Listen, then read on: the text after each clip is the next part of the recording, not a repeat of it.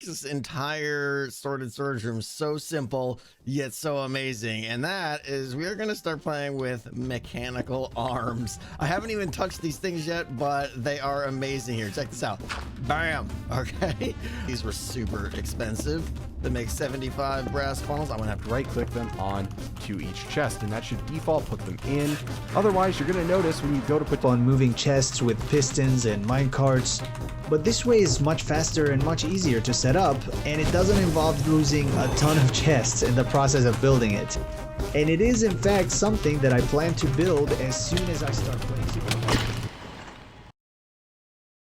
It picks up the items from, and there we go. It started moving bits around. I mean that. Oh my goodness! Wow. Okay, so it works.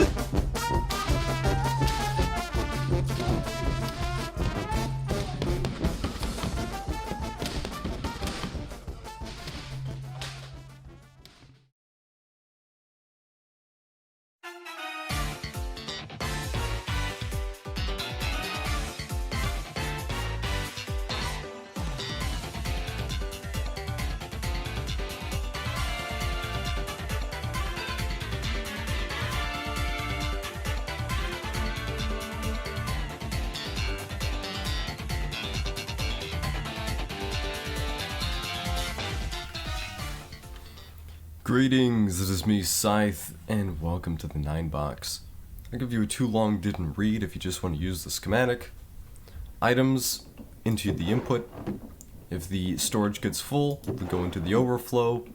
Your restock is on by default. You can switch it off to swap and then turn it back on to restock your toolboxes again. And in the event that your storage gets full and you need to empty it for whatever reason, you can switch the empty storage to on, and the entire storage will be emptied into this barrel. Now for a bit more of a technical explanation of how the 9box works and a little bit of rambling, I'll explain that now. The way it functions, the input goes into a Z/Z style conveyor belt, starting from the top left toolbox and going to the bottom right toolbox. The items use the toolboxes as a non-brass filter, allowing you to filter your items in whatever 8-slot configuration you want per toolbox, and also allows you, if I go into survival here, to take the toolbox with you whenever you want. So, say for instance, I just want to bring my andesite and diorite, I can grab that and I can go, and I can put it back whenever. Which is a very big upside, in my opinion, to this style of storage system. I'm going to put my input here, and we can see the diorite will begin to fill up in this toolbox. Few technical details. The entire unit runs on just 2 SU, but it does need at least 80 RPM. So 2 SU at 80 RPM allows the whole system to run just fine. A bit of an explanation on the restock/stock switch. By default it's on, as it's color coded. I'll explain that in a moment, which means that it is currently restocking in Z fashion from top to bottom. To give an instance of how this works, I'll take this out. Say for instance I have the toolbox out, which means there's no toolbox, which allows all the diorite to go into the main storage, which is the storage vault. The vault, of course, being down here. We can see the diorite in the vault, all 14 of it. And if I want to put that into the toolbox, my diorite toolbox, if I put it back, it's not restocking yet. That's because we need to swap to restock. It swaps the items from the bottom vault to the top vault. The reason for this is a little complex, but if people are interested, I'll make a video explaining the technical issues that this solves and the reason it's done. If we flip the switch again, it turns it back to swap, which we can see the items swapping here. This glass window serves as your loading bar and will indicate to you whether or not it's finished swapping. Once all the items are finished, it'll stop moving upwards. We can come back around and we can flip it back to restock, again color coded. Now that it's restocking, we'll see the diorite going back into the toolbox. This works the same way for each toolbox, and of course, if the storage is full, items will go into the overflow.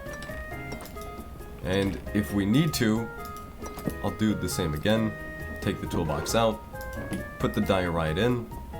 If we want to empty our main storage for whatever reason, we can see the diorite here. We flip the empty switch to allow the items to exit the vault, and you can access the entire storage via this barrel. Use this with caution, of course, because this is emptying your entire system. The entire vault / 9 box has 608 stacks plus of item capacity, so with a couple of 9 boxes, you'll be more than good to go well up until the late post-brass game stage. I'll tear open the back to give you a little bit of an inside view of how it operates.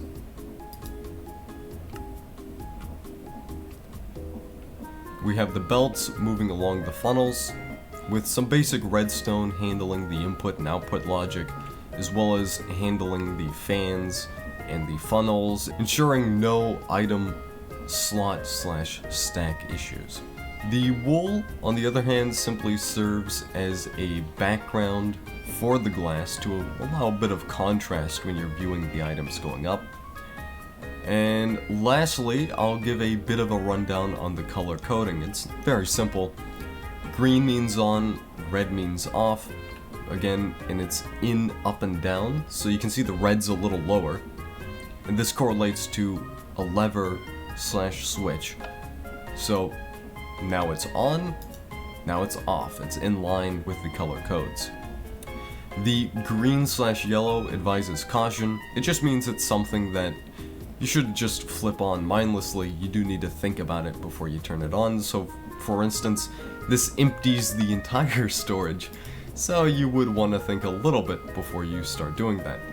Same thing here, black / yellow expressing caution with the overflow, because if your items are overflowing, you've got a problem because now your vault's full and you probably need to make another 9 box or expand your storage in if you have brass, a post-brass fashion.